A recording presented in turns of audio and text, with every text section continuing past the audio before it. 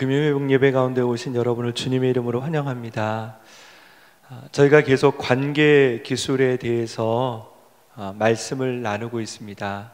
관계 기술 훈련을 통해서 우리가 계속 느끼는 것은 우리 안에 기쁨이 충만해야 된다라는 것을 배워가고 있습니다. 우리의 인생은 참는 것이 아닙니다. 하나님의 기쁨 안에 머무는 것이 우리의 인생이 되어야 합니다. 가끔은 우리가 우리의 인생을 보면서 참 어려운 일들을 경험합니다. 참아야만 하는 일도 있고, 또 세상을 살기 위해서 걱정해야 될 일도 있고, 고민해야 될 일들 많기 때문에 그런 것 때문에 우리는 인생은 참고 살아야 된다라고 말합니다. 우리가 참는 것도 중요하지만 그 전에 중요한 것은 하나님의 기쁨의 용량을 키워가는 것이 중요합니다. 그래서 저희가 회복사역 안에서 그 기쁨을 나눌 수 있도록 강자와 약자가, 약한 분과 강한 분이 서로 돌봄을 통해 함께 기쁨을 나누는 법들을 우리가 배워가고 있습니다.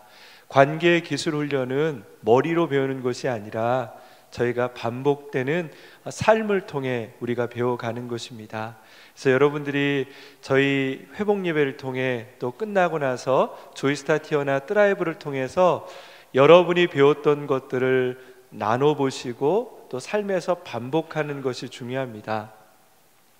오늘은 여러분과 함께 13번째 기술에 대해서 영안으로 하나님이 보시는 것을 보라라는 내용을 가지고 말씀을 나누고자 합니다. 여러분, 운동을 할 때, 특별히 구기 종목을 할 때 많은 사람들은 그 연습들을 많이 합니다. 특별히 운동선수들이, 특별히 야구를 얘기하면 야구 선수들이 그 야구를 한다라는 것이 보통 일들이 아니더라고요. 하루에 배트를 수천 번 휘두르고 공을 몇백 번 던지면서 자기의 몸을 훈련시키는 것을 보게 됩니다. 훈련이라는 것은 무척 중요하죠. 그런데 그 야구 선수 중에 추신수가 얘기하는 걸 들어보니까 그가 훈련하는 것은 배트만 던지는 훈련이 아니라, 휘두르는 훈련이 아니라 공을 던질 때 그 공에다가 숫자를 적는답니다. 그리고 나서 그 공이 날아올 때 그 숫자가 몇인지를 보는 그런 훈련도 한다고 합니다. 이게 이제 선고안이라는 거죠. 정확히 보는 훈련을 하는 것입니다. 이 공이 볼인지 스트라이크인지를 잘 보는 훈련을 한다고 합니다. 여러분, 잘 치는 것도 중요하지만 잘 치기에도 중요한 것은 잘 보는 것이 중요하다는 거죠. 축구를 할 때도 마찬가지입니다.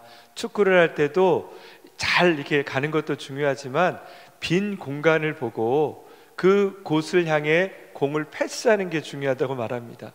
제가 운동선수는 아니지만 오늘 제가 이런 이야기를 드리는 것은, 운동을 할 때도 우리에게 중요한 것은 얼마나 잘하느냐보다 중요한 것이 얼마나 잘 보느냐가 중요하다라는 것입니다. 여러분, 우리도 우리의 삶 가운데 잘 보는가가 중요하다라는 것입니다. 여러분은 여러분의 인생을 잘 보고 있습니까? 성경에서도 잘 보는 것의 중요성에 대한 이야기를 하고 있습니다.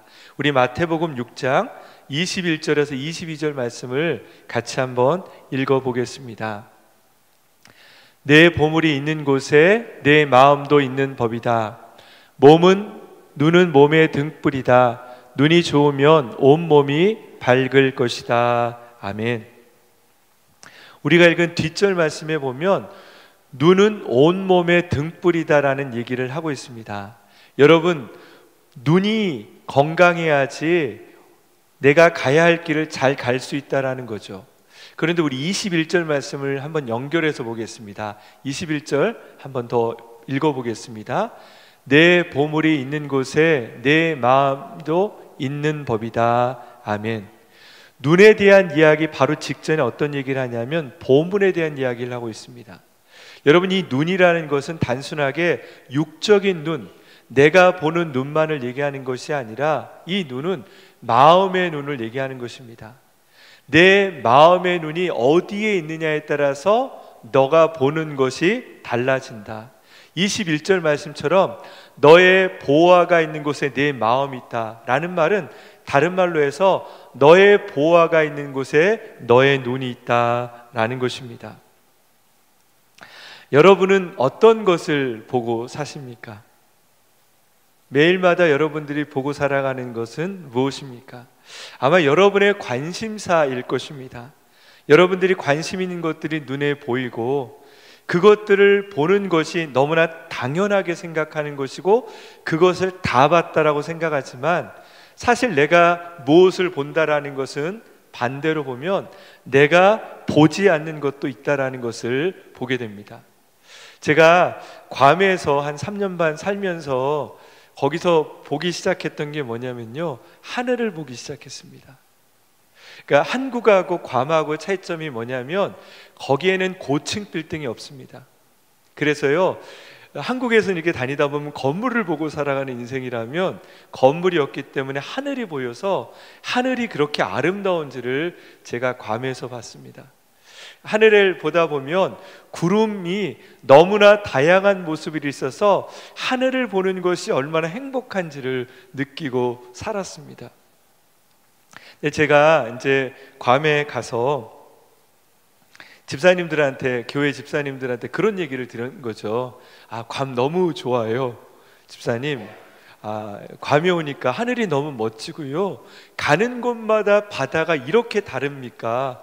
너무 멋있습니다 라고 얘기를 했더니 어느 집사님이 저에게 얘기하시더라고요. 목사님, 2년만 지나보세요. 바다가 안 보입니다. 저는 끝까지 보고 왔는데 그분의 이야기가 어떤 얘기냐면 아무리 아름다운 바다가 있어도 먹고 사는 게 급한데 바다가 보입니까? 저에게 그 집사님은 목사님이 할 일 없어서 낭만적이라는 얘기로 그렇게 얘기한 것입니다. 그분의 눈에는 오늘 할 일, 내일 할 일들이 너무나 많기 때문에 괌이 얼마나 작습니까? 거제도만 하다고 말합니다. 그런데 그 거제도만큼 작은 섬임에도 불구하고 마치 대륙처럼, 바다가 전혀 보이지 않는 대륙처럼 살아가는 그 집사님의 모습을 보면서 같은 곳에 살아도 보이는 게 참 다르다라는 생각을 하곤 했습니다. 여러분, 여러분들은 이 계절이 바뀌어가는 것을 느끼셨습니까? 가을이 얼마나 아름다웠는지 느끼셨습니까? 그리고 눈이 내리면서 겨울을 통해 하나님께서 우리에게 주시는 또 다른 자연을 여러분 느끼셨습니까? 우리의 삶 속에서 나는 하나님이 주신 것이 아니라 내가 보고 싶은 것들을 볼 때가 많습니다. 오늘 골로새서에서도 바로 그런 이야기를 들려주고 있습니다. 골로새서의 주제는 그 지역 가운데는 이단 사상에 대한 이야기를 얘기하고 있습니다. 이단 사상이 강조했던 것은 금욕주의나 경건주의에 대한 이야기를 하고 있습니다. 우리 골로새서 2장 23절 말씀을 같이 한번 읽어볼게요. 이런 규정들은 꾸며낸 경건과 거짓 겸손과 육체를 괴롭히는 데는 지혜 있는 모양을 가지지만 육신의 욕망을 억제하는 데는 아무런 유익이 없습니다. 이런 규정이라는 것은 율법적이고 경건적인 것을 얘기합니다. 다른 사람이 볼 때 그것은 경건해 보이고 그것은 겸손해 보이는 것처럼 지혜로운 것처럼 보이지만 이 육신의 욕망, 이게 이제 다음 주에 배울 육신의 욕망이라는 것은 사르크를 얘기합니다. 이 사르크라는 것은 뭐냐면요, 세상을 바라보는 기준을 철저히 인간 중심으로 보는 것을 얘기합니다. 예를 들어서 이런 거죠. 여러분, 우리가 어떻게 먹고 살까를 고민하는 것은 하나님의 생각입니까? 인간의 생각입니까? 너무 잘 알죠. 하나님은 우리에게 너희는 먼저 그의 나라와 그의 일을 구하라, 그리하면 이 모든 것을 너희에게 주신다라고 말씀을 우리가 분명히 받았지만 여전히 우리는 육신의 생각을 합니다. 오늘 먹을 거, 내일의 삶에 대해서 고민하는 것이 인간의 생각인 거죠. 이게 사르크라는 거죠. 그렇게 본 것처럼 경건하고 겸손한 것처럼 보이지만 그런 사람은 육신의 욕망, 내 안에 있는 이 사르크를 억제할 수 없다라는 얘기를 하고 있습니다. 그리고 나서 골로새서 3장에 나와 있는 게 뭐냐면 그런 거짓된 경건이 아니라 어떻게 하면 영적인 삶을 살 수 있는지를 우리에게 권면하고 있습니다. 우리 3장 1절에서 2절까지의 말씀을 같이 한번 읽어보겠습니다. 같이 읽을게요. 그러므로 여러분이 그리스도와 함께 살리심을 받았으니 위에 있는 것들을 추구하십시오. 거기에는 그리스도께서 하나님의 오른편에 앉아 계십니다. 위에 있는 것을 생각하고 땅에 있는 것들을 생각하지 마십시오. 아멘. 여러분, 우리 1절 말씀에 추구하다라는 표현이 있죠. 이 추구한다는 것은 열망하라는 뜻입니다. 애쓰라는 것입니다. 내 마음속에 그것을 갖고 싶어서 간절하게 애쓰라는 얘기입니다. 여러분, 어렸을 때 장난감 갖고 싶었던 그 기억이 나십니까? 그걸 갖고 싶어서 엄마에게 떼를 썼던 그 느낌, 사실 별거 아니잖아요. 그거 없어도 될 것 같은데 그걸 갖기 위해서 땅바닥에 뒹굴르면서라도 그걸 갖고 싶었던 그 열망. 여러분, 지금도 그런 열망을 가진 무엇이 있습니까? 많은 분들은 요즘 나이가 들수록 한계를 경험하게 됩니다. 그것이 하나님이 주시는 좋은 방법입니다. 하나님은 나이가 들어가면서 우리에게 한계를 경험함을 통해서 인간을 겸손하게 하시는 게 있죠. 그래서 우리는 욕망을 느끼지만 욕망을 느끼는 것을 그렇게 표현하지 않는데 익숙합니다. 하지만 여전히 우리에게는 그런 욕망이 있는 거죠. 오늘 하나님은 우리에게 그렇게 얘기합니다. 추구하라. 그래도 우리의 삶에 하나님 주시는 거룩한 욕망을 가지라고 얘기하고 있습니다. 여러분, 우리의 마음속에 하나님이 주시는 거룩한 욕망을 갖기를 주의 이름으로 축원합니다. 그게 1절 말씀에 있는 것처럼 위에 있는 것, 그것을 2절 말씀에도 위에 있는 것이라고 말하고 있습니다. 결국 다른 말로 하면 하늘나라의 것을 바라봐라, 하나님의 것들을 바라보는 삶을 살라라고 얘기하고 있습니다.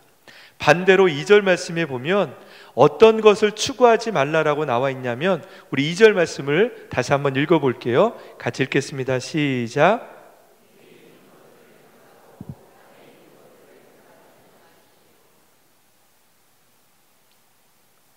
땅에 있는 것들을 추구하지 말라라는 거죠.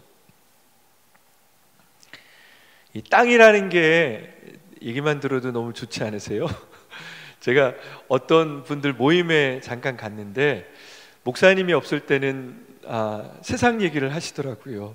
그래서 이제 제가 있을 때는 성경 말씀 얘기하는데, 이제 제가 잠깐 화장실 갔는데 얘기하시는 걸 보니까 땅 얘기를 하시더라고요. 정말 땅 얘기를 하시더라고요.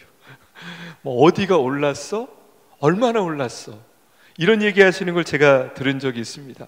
여러분, 오늘 본문 말씀에는 이 땅은 집만을 얘기하는 것이 아니라 세상의 일, 욕심, 의식주, 직장의 일, 세상의 정치와 문화 등 우리의 삶의 모든 육신으로서 만나는 것들을 하나님 생각하지 말라라고 얘기합니다. 육신을 입은 우리가 어떻게 그럴 수 있겠습니까? 육신을 입은 순간 우리는 매일마다 땅의 것을 생각할 수밖에 없습니다. 왜냐하면 우리의 발은 땅에 있기 때문이죠. 하지만 성경은 우리에게 다시 한번 강조합니다. 땅에 있는 것을 생각하지 말고 위의 것을 바라보라고 얘기합니다. 아까 말씀드린 것처럼 하나님은요, 우리에게 먹을 것이 필요한지 아십니다. 하나님은 그래서 우리에게 너희에게 필요한 것을 내가 다 안다라고 말씀하십니다. 하지만 우리에게 필요한 것이 있음에도 불구하고 그것을 바라보지 말고 하늘나라를 바라보라고 말하고 있습니다. 제가 잘 인용하는 책 프레임이라는 책에 보면 이 프레임이라는 뜻이 이런 의미입니다. 세상은요, 애매모호한 것으로 가득 차 있다라는 거죠. 애매모호하다라는 것은 어떤 게 옳고 어떤 것이 맞다라는 것이 없다라는 거죠. 그런데 그것의 질서를 만드는 것이 프레임이라는 거죠. 사람들은 자기만의 프레임을 가지고 세상을, 질서를 가지고 본다라는 것입니다. 물론 제가 말씀드린 것은 성경의 진리에 대한 얘기가 아닙니다. 성경의 진리는 분명히 있습니다. 그러나 사람들이 자기의 주관을 보는 것, 그것이 프레임이라는 것이죠. 우리는요, 진리대로 세상을 볼 수가 없습니다. 물론 그렇게 보려고 노력을 하는 거죠. 우리 대부분은요, 우리의 인생의 프레임을 가지고 세상을 보고 있다는 것입니다. 다른 말로 하면 나의 고정관념을 통해 세상을 보고 있다는 것입니다. 그래서 최인철 교수님은 이 프레임이라는 책을 통해 어떤 얘기를 하냐면, 인생을 바꾸려면 당신의 프레임을 리프레임하라는 얘기를 합니다. 내가 갖고 있는 마음의 창, 내가 바라보고 있는 세상의 창을 다르게 볼 때 내가 바뀔 때 세상도 달라진다라는 얘기입니다. 그 중에 하나가 의미의 프레임입니다. 여러분, 오늘 살아가는 것이 단순한 것이 아니라 오늘의 의미를 두라는 것이죠. 가령 예를 든다면 내가 청소를 할 때 이 청소를 하는 것이 그냥 돈을 벌기 위해서 청소를 하거나 누가 시켜서 청소한다 이런 것이 아니라, 내가 청소를 하는 것은 지구를 아름답게 하는 것이다. 얼마나 멋있습니까? 여러분은 집에서 지구를 아름답게 하고 계십니까? 네, 얼마나 멋집니까? 내가 하는 작은 행동이 어떤 의미인지를 안다라면, 의미가 부여가 된다라면 그것을 하는 것도 참 의미 있게 뿌듯하게 한다라는 것입니다. 또 하나 얘기하는 게 뭐냐면 누구와의 프레임입니다. 정말로 삶에 중요한 것은 내가 어디로 가느냐가 아니라 누구와 함께 있느냐라는 거죠. 저도 곰곰이 생각해 보면 여행을 갈 때도요, 누구랑 가느냐가 중요하더라고요. 물론 좋은 데를 가면 좋지만 혼자 가는 것보다는 내가 좋아하는 사람들과 함께 여행을 가면 그 여행이 아무리 짧아도 재미있다라는 것을 느끼게 됩니다. 그래서 최인철 교수님은 그런 얘기를 하더라고요. 내 옆에 행복한 사람이 있으면 내가 행복해질 확률이 15%가 많아진대요. 그래서 행복이라는 것은요, 내가 만드는 것이 아니라 누구와 함께 있느냐, 그 공동체가 만들어가는 게 행복이라는 얘기를 합니다. 여러분, 저는 여러분이 행복하게 해서 여러분 주위에 있는 사람이 행복하기를 주의 이름으로 축원합니다. 그리고 여러분이 여러분의 주위 사람에게 행복을 줄 수 있는 그런 축복의 통로가 되기를 원합니다. 저는 이 드라이브가 바로 그런 거라고 생각해요. 우리가 갖고 있는 이 기쁨을 우리가 어떻게 유지하는지, 그리고 어떻게 기쁨을 나누는지, 그것을 아는 분들을 가리켜서 온유한 보호자라고 말을 합니다. 다른 사람의 약점을 보되 그 약점을 지적하는 것이 아니라 약점을 고칠 때까지 기다려주는 그런 분, 그리고 내가 먼저 그분에게 기쁜 것이 어떤 것들인지를 보여주는 그런 분, 그런 분들이 있는 공동체가 바로 행복한 공동체라는 거죠. 우리 옆에 분에게 그렇게 얘기할까요? 당신과 함께 있어서 기쁩니다. 진심입니다. 네, 진심인데 굳이 억지로 제가 그렇게 얘기하는 건 여러분 웃으시라고 말하는 겁니다. 내 마음이 그래도요, 웃지 않으면 그 마음이 전달이 안 되더라고요. 그래서 관계훈련에서 우리가 계속 얘기하는 게 눈을 맞추고 비언어적인 훈련을 하는 거잖아요. 우리는 그걸 말해야지 알아? 특별히 남자분들은 꼭 그렇게 얘기하세요. 말해야지 알아? 나 평생 그렇게 같이 살았는데 그거 몰랐어? 그렇게 합니다. 근데 사람은 몰라요. 사람은 늘 우리의 운해를 통해 그 눈을 보고 알거든요. 그런 걸 보여주지 않고 어떻게 마음을 알라라고 우리가 얘기합니까? 여러분, 그래서 의미의 프레임이 중요한데 오늘 본문 3절 4절 말씀을 다시 한번 읽어보겠습니다. 같이 읽겠습니다. 여러분은 이미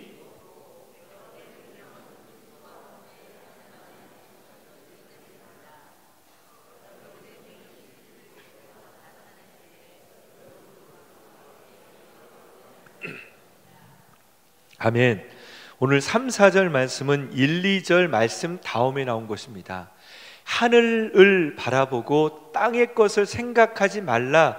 그 이유가 무엇인지가 3절과 4절 말씀에 나와 있습니다. 첫 번째가 3절 말씀에 있는 것처럼 우리는 이미 죽었다라고 얘기합니다. 육에 대해서 죽었다라는 거죠. 그리고 두 번째는요, 우리가 그리스도의 생명 안에 있다라는 것을 얘기하고 있습니다. 여러분, 우리의 정체성이 바로 여기 있는 거죠. 우리의 정체성은 내가 혼자 있는 것이 아니라 그리스도 안에 있는 나를 발견해야 된다라는 것입니다. 여러분, 우리의 나는요, 나 혼자 있는 것이 아니라 주님 안에 있는 나라고 말하는 거죠. 우리 빌립보서 3장 20절에서 21절 말씀을 같이 한번 읽어보겠습니다. 같이 읽겠습니다. 그러나 우리의 시민권은 하늘에 있습니다. 우리는 그곳으로부터 구원자 곧 주 예수를 기다립니다. 그분은 만물을 그분에게 복종시킬 수 있는 능력으로 우리의 천한 몸을 그분의 영광스러운 몸과 같은 형상으로 변화시켜 주실 것입니다. 여러분, 오늘 읽었던 말씀에 보면 하나님께서 우리를 언젠가는 영원한 영광으로 변화시켜 주실 것이라고 얘기합니다. 바로 그 가운데 나가는 것이 천국의 시민권을 가진, 다른 말로 하면 믿음의 눈을 가진 사람들의 모습이라는 거죠. 믿음이 삶을 다르게 만듭니다. 마태복음에도 나와 있는 것처럼 보화가 숨겨진 밭을 자기의 전 재산을 드리고 살 수 있었던 이유는요, 그곳에 보화가 있는 것을 내가 보았기 때문입니다. 여러분, 그것을 보지 않으면 결코 값싼 땅을 내 전 재산을 가지고 살 이유가 하나도 없죠. 내가 그것을 사는 가장 큰 이유는요, 내 재산보다 더 많은 것이 그곳에 있다는 것을 내가 알기 때문이라는 거죠. 하나님은 우리에게 그래서 올바른 정체성을 가지라고 얘기합니다. 우리가 땅에 있지만 땅의 정체성을 갖는 것이 아니라 하늘의 정체성을 가지라고 반복적으로 말씀하고 있습니다.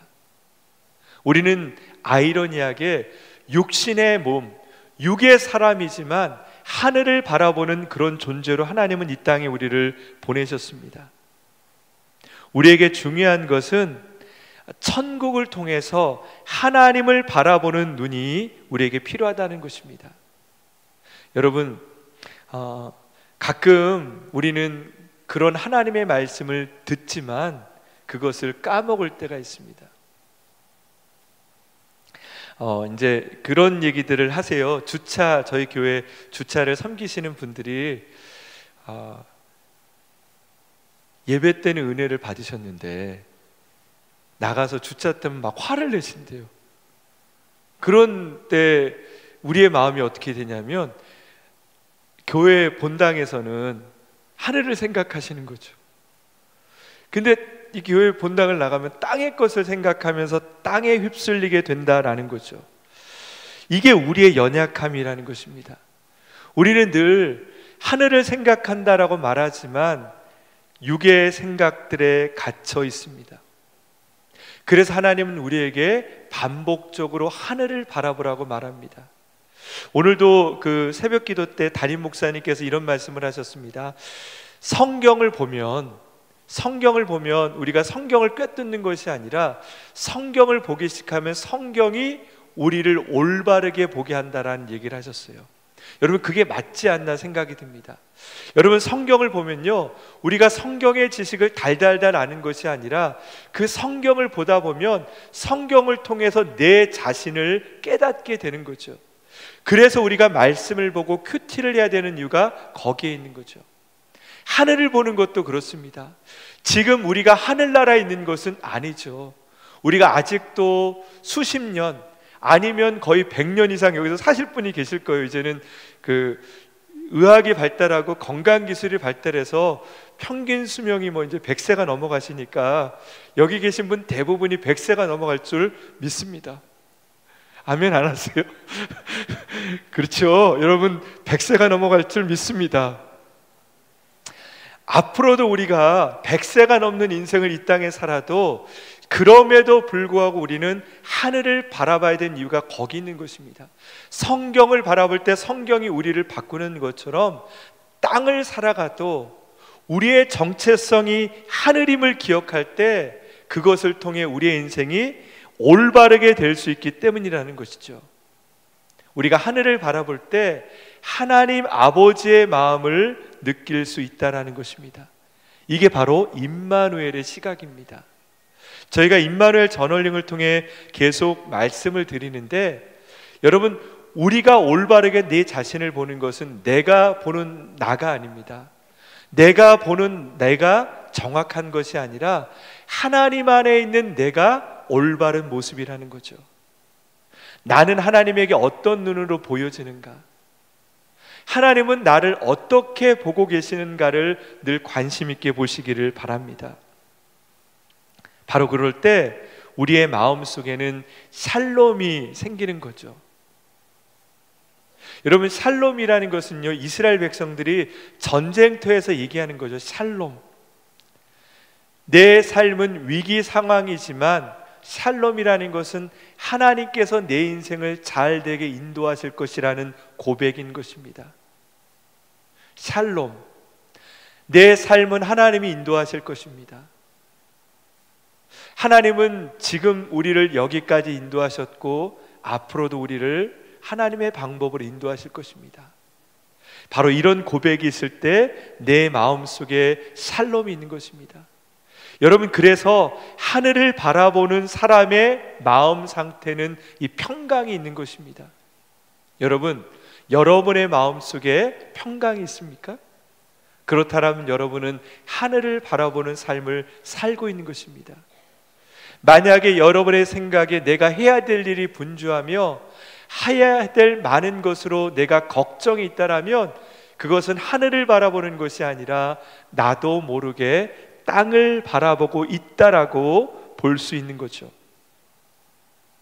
하나님은 우리를 하여금 선하신 하나님의 관점으로 바라보기를 원하십니다. 하나님은 선하시고 사랑이 많으십니다. 하나님은 나의 모든 것들을 보고 계시고 나의 모든 문제에 관심을 갖고 있습니다. 그리고 그 문제 가운데 하나님이 답을 주기를 원하십니다. 여러분, 우리가 우리의 문제를 해결하는 것이 아닙니다. 그것은 인본주의적인 생각입니다.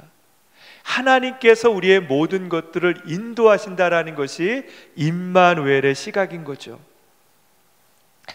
기도를 하다 보면 우리는 그 아버지 하나님을 잘 떠올리기가 어려울 때가 있어요. 왜냐하면 저희들의 생각 속에 하나님은 되게 거룩한 분, 그리고 하나님은 하늘에 있는 분으로 생각하는 경우가 있습니다. 제가 영상 하나 준비했는데요, 영상 보시면서 아버지의 영상입니다. 한번 아버지 영상을 보시면서 이런 분이 하나님이 아닌가라고 생각하시면서 한번 영상을 잠깐 보겠습니다.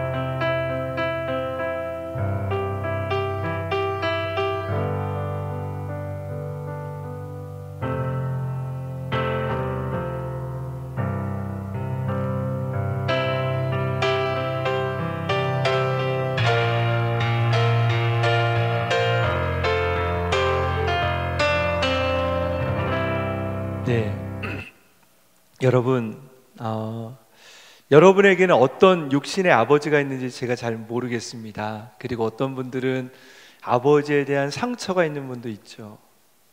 예.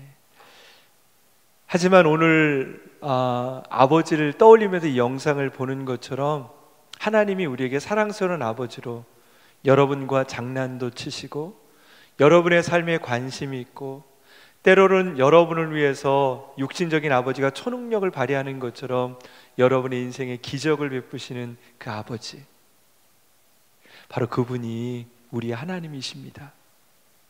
하나님은 우리에게 한 번도 우리를 떠나지 아니하시고 우리의 삶 가운데 수많은 기적들을 보여주고 계십니다. 그분이 우리 아버지 하나님이십니다. 여러분, 나사로의 이야기를 너무나 잘 알고 있습니다. 나사로가 죽었을 때 그의 가족이었던 마르다와 마리아는 죽은 오빠로 인해서 슬퍼했습니다. 그리고 그들은 주님께 이 이야기를 합니다.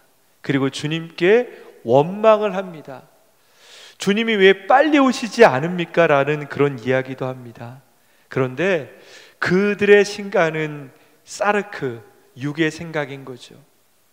어쩌면 지극히 당연한 가족의 사랑처럼 보이지만 그 사랑 속에서도 하나님의 눈이 없었던 거죠. 우리 요한복음 11장 4절 말씀을 읽어보겠습니다. 예수께서는 이 말을 듣고 말씀하셨습니다. 이 병은 죽을 병이 아니다. 이것은 하나님의 영광을 위한 것이요 이 일을 통해 하나님의 아들이 영광을 받게 될 것이다. 어쩌면 우리의 고난 앞에서 우리는 마르다와 마리아처럼 하나님, 도대체 우리의 가정 가운데, 내 삶 가운데 어떻게 이런 일이 일어날 수 있습니까? 라고 말할 수 있어요. 하나님, 주님, 우리가 주님을 믿는데 어떻게 우리 오빠가 이렇게 죽을 병에 들 수 있습니까? 라는 이런 마르다와 마리아처럼 우리는 그런 모습을 보일 수 있습니다. 하지만 주님은 우리에게 이렇게 얘기합니다. 이것은 죽을 병이 아니다. 하나님의 영광을 위한 것이다. 사랑하는 여러분, 여러분의 인생의 고난은 무엇입니까? 여러분의 삶 속에 있는 아픔은 무엇입니까? 하나님, 왜 제게 이런 아픔을 주셨습니까? 라고 우리는 하나님 앞에 말할 때 하나님은 오히려 우리에게 이렇게 얘기하실 것입니다. 그것은 아픔이 아니다. 그것은 고난이 아니다. 그것은 너를 통해 내가 영광 받길 위한 것이다.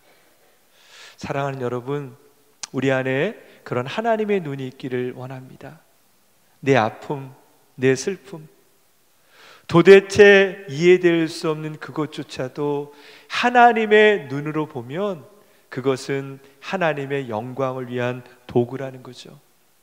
하나님은 우리의 인생 가운데 실수하지 않는 분이십니다.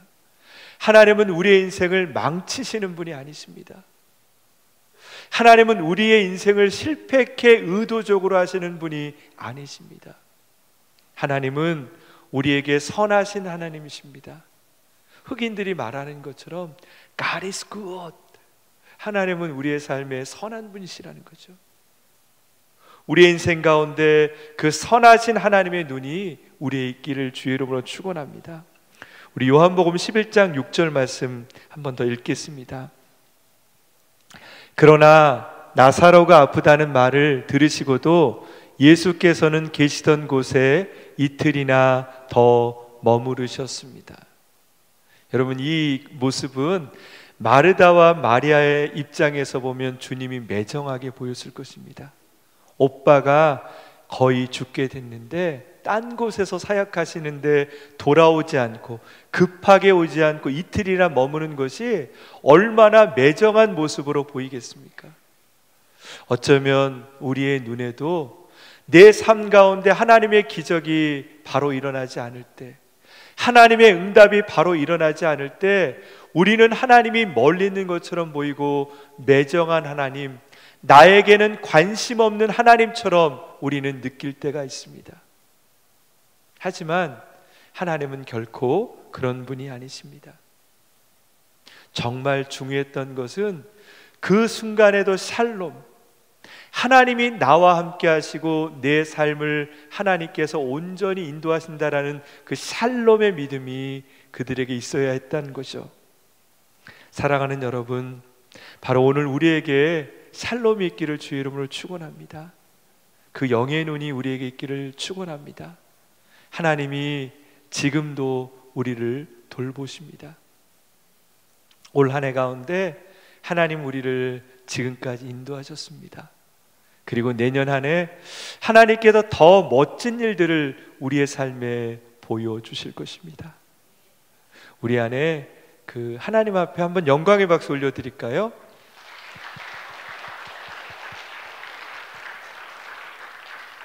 여러분, 바로 그것이 기쁨입니다. 하나님께서 내일 내 삶에 무엇을 이루실지, 어떤 일을 행하실지. 어떤 분들은 아침에 일어나시자마자 오늘 내 하루를 어떻게 보낼까, 슬퍼서 힘들어서 이 하루를 어떻게 보낼까, 그렇게 살아가는 인생이 있습니다. 하지만 하나님의 눈으로 바라보는 사람의 인생은 그와 정반대입니다. 오늘 내 삶에 무슨 일이 일어날까, 하나님이 내 삶에 어떤 일로 행하실까를 기대하는 인생을 살 수 있는 거죠. 저와 여러분의 인생 가운데 그런 하나님의 눈으로 세상을 볼 수 있는 눈이 있기를 주의 이름으로 축원합니다. 우리 같이 주님께 기도하며 나가겠습니다.